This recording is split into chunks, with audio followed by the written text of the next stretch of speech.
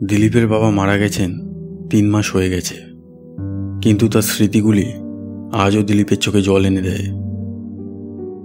সে তার বাবাকে খুব ভালোবাসত। দিলীপ তার পরিবারের একমাত্র ছেলে ছিল। দিলীপ একজন সফটওয়্যার ইঞ্জিনিয়ার ছিল এবং সে ব্যাঙ্গালোরের একটি অফিসে কাজ করত।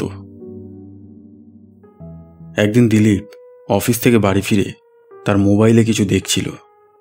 তখন তার এক অফিসের সহকর্মী রাজীব তাকে ফোন করে। হ্যাঁ রাজীব, বল। কি করছিলি? কিছু না, এই বসেছিলাম। তুই কি বাড়িতে পৌঁছে গেছিস? হ্যাঁ, পৌঁছে গেছি। কিছুক্ষণ পরে ডিনার করব। বলছিলাম যে চল না কিছুদিনের জন্য কোথাও ঘুরতে যাই। অফিসে 3 দিনের ছুটি আছে, আর তোর বাবা চলে যাওয়ার পর থেকে তোর মনটাও ভালো নেই। তোর আর আমার ফ্যামিলিকে নিয়ে কিছুদিনের জন্য কোথাও ঘুরে আসি চল, এতে তোর মনটাও একটু ভালো হয়ে যাবে। ঠিক আছে। কোটা শহরে আমার পূর্বপুরুষের একটা বাংলো বাড়ি আছে। অনেক দিন হয়ে গেছে আমি সেখানে যাইনি। তাহলে চল সেখানেই ঘুরতে যাই। হ্যাঁ হ্যাঁ, তুই আমাকে তোর পূর্বপুরুষদের বাংলোর ব্যাপারে একবার বলেছিলি। ঠিক আছে, তো চল সেখানেই যাই। আমি তো খুবই এক্সাইটেড। ঠিক আছে, আমি তোকে কাল সকালে ফোন করব।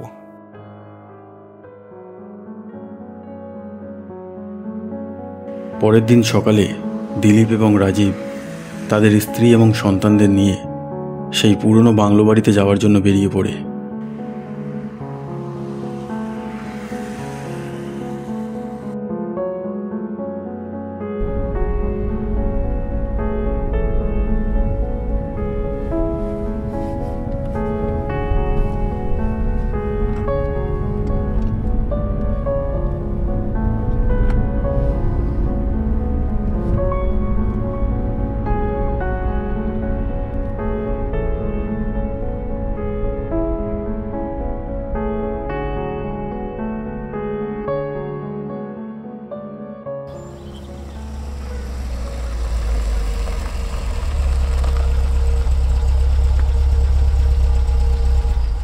একটা পুরো দিন ড্রাইভিং করার পর যখন তারা বাংলো বাড়িতে এসে পৌঁছায় তখন দুপুর হয়ে গিয়েছিল।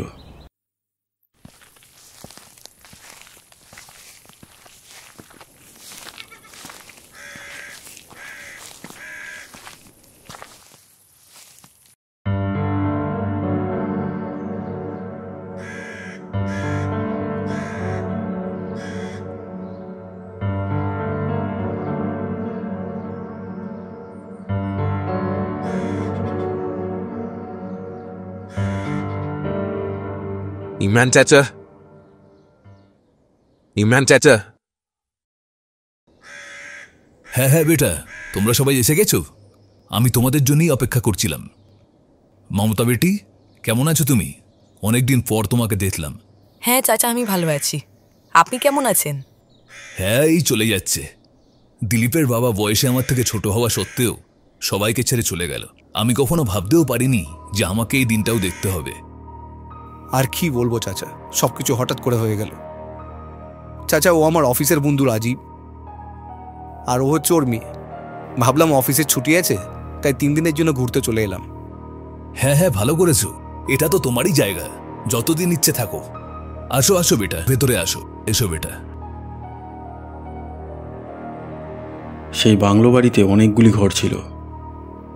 দিলীপ আগে থেকেই ইমরান চাচাকে ফোন করে জানিয়ে দিয়েছিল যে তারা আসছে, তাই ইমরান চাচা 2টি ঘর ভালোভাবে সাজিয়ে রেখেছিলেন।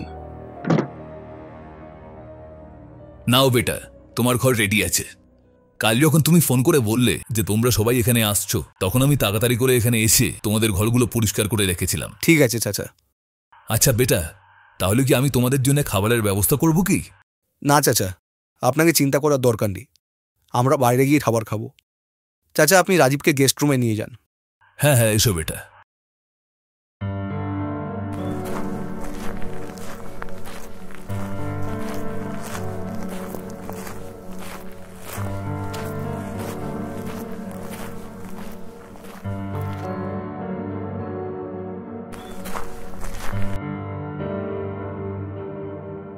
আসো বেটি, আসো। এটা তোমাদের ঘর। জল ওখানে রাখা আছে। যদি কোনো কিছুর প্রয়োজন হয় তো আমাকে জানিও, আমি নিচে আছি। ঠিক আছে আঙ্কেল। আমি সন্ধে পর্যন্ত এখানে আছি, তারপর আমি বাড়ি চলে যাব। ও আচ্ছা আচ্ছা, তো আপনি এখানে থাকেন না? না বেটা, আমি এখানে থাকি না। আমি এখানে কখনো কখনো আসি ঝালপোছ করার জন্য, তারপর আবার বাড়ি চলে যাই। হ্যাঁ, কিন্তু যখন এখানে কোনো বিয়ে বাড়ির কাজ হয় তখন আমি এখানে থেকে যাই। ঠিক আছে বেটা, তোমরা সবাই বিশ্রাম করো, আমি এখন যাই।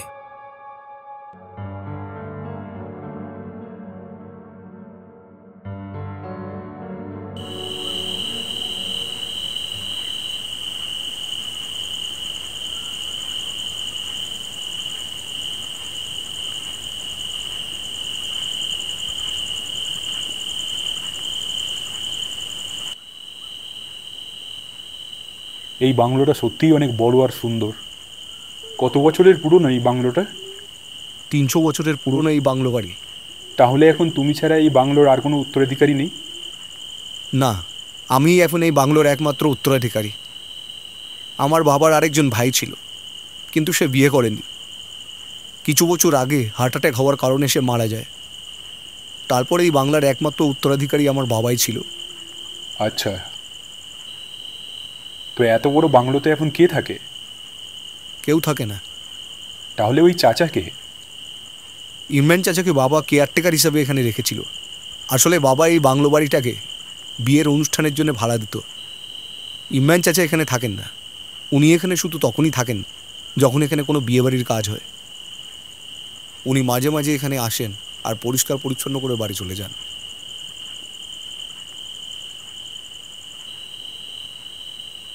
এনিওয়ে, জানি না আবার কবে আমরা এরকম একসাথে বসে পার্টি করতে পারবো। কেন? আমি খুব তাড়াতাড়ি ইউএসএতে শিফট হচ্ছি। তবে কি মমতাও আপনার সঙ্গে ইউএসএ চলে যাবে? হ্যাঁ, আমরা সবাই যাচ্ছি।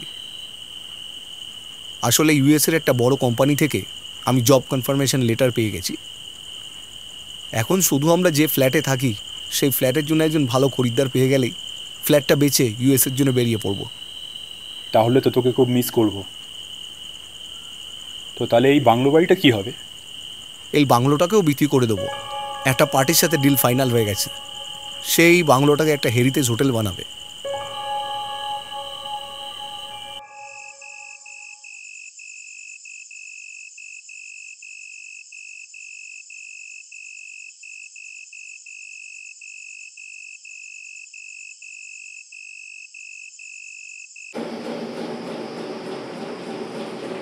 সেই রাতে রাজীব এবং দিলীপ তাদের নিজেদের ঘরে ঘুমাচ্ছিল।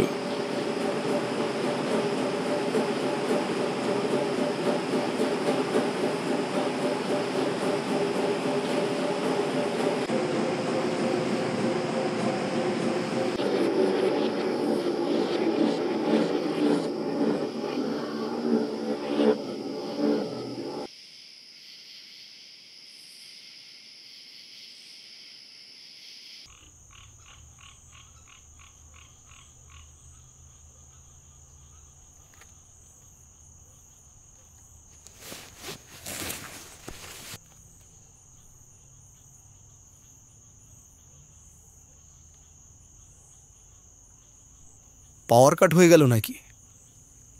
আরে কি মুশকিল। ইমরান চাচা থাকলে জেনারেটর চালিয়ে দিত।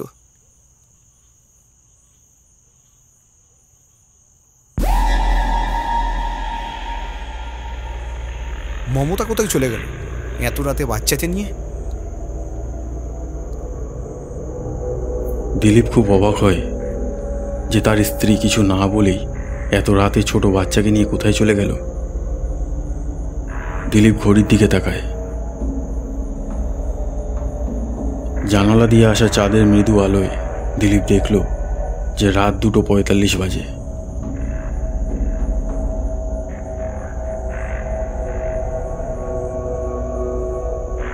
দিলীপ তাও তার মোবাইলে সময় দেখার জন্য তার মোবাইলটা নিতে যায়, যেটি সে ঘুমানোর আগে চার্জ হওয়ার জন্য ডেস্কের ওপর রেখেছিল। কিন্তু ডেস্কের ওপরে না তো তার মোবাইল ছিল আর না তার চার্জার।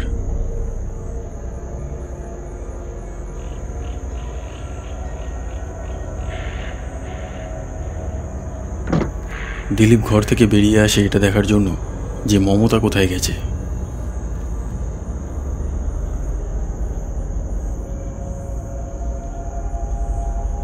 মমতা,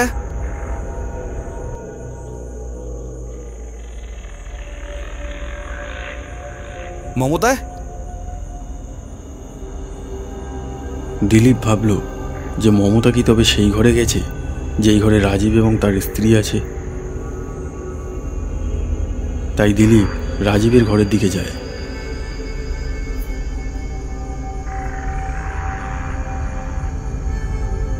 রাজীবের ঘরের সামনে আসতেই দিলীপ আরও অবাক হয়ে যায়, কারণ রাজীবের ঘরের দরজা খোলা ছিল। চাঁদের হালকা আলো ঘরে আসছিল। দিলীপ বাইরে থেকে ঘরের ভিতরে তাকায়, কিন্তু সেই ঘরেও কেউ ছিল না। এতে সে আরও অবাক হয়ে যায়। সে কিছুতেই বুঝতে পারছিল না যে এত রাতে সবাই কোথায় চলে গেল।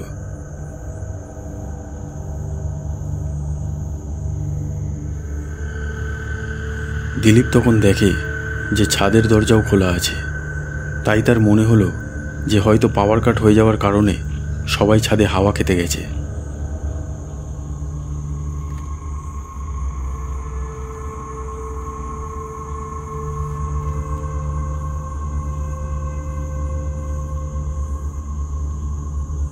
অদ্ভুত ব্যাপার, এখানেও কেউ নেই।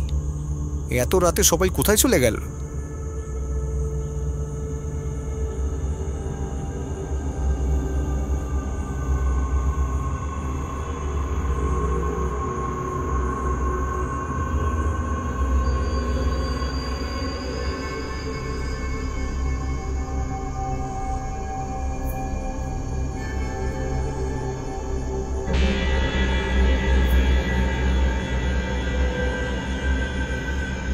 ইমরান চাচা এখানে এই সময়? চাচা তো বাড়ি চলে গিয়েছিল। ইমরান চাচা, ইমরান চাচা, আপনি ওখানে কেন দাঁড়িয়ে আছেন?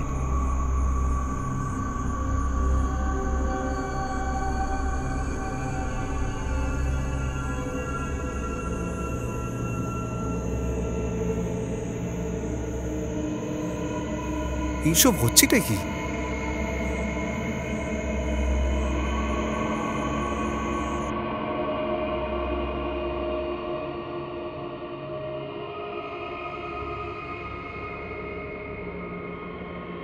ইমরান চাচাকে বাংলোর ভিতরে আসতে দেখে দিলীপ ইমরান চাচার সাথে কথা বলার জন্য বাংলোর মেন গেটের দিকে যেতে থাকে।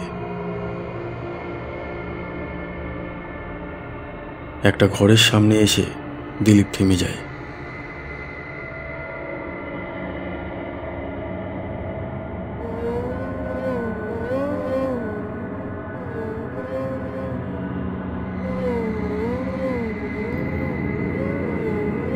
এই ঘরের দরজাটা তো বন্ধ ছিল।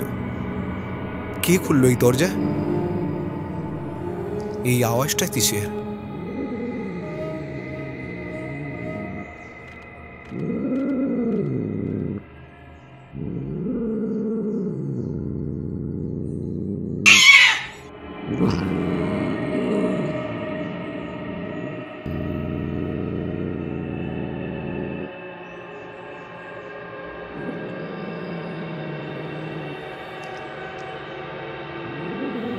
হুশ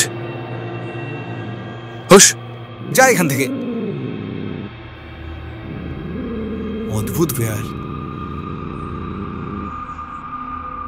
বন্ধুরা, মাঝরাতে এই বাংলোতে এসব কি হচ্ছিল? দিলীপের স্ত্রী এবং তার বন্ধু রাজীব কোথায় চলে গেল? এই সব কিছু আমরা দেখব পার্ট 2-তে।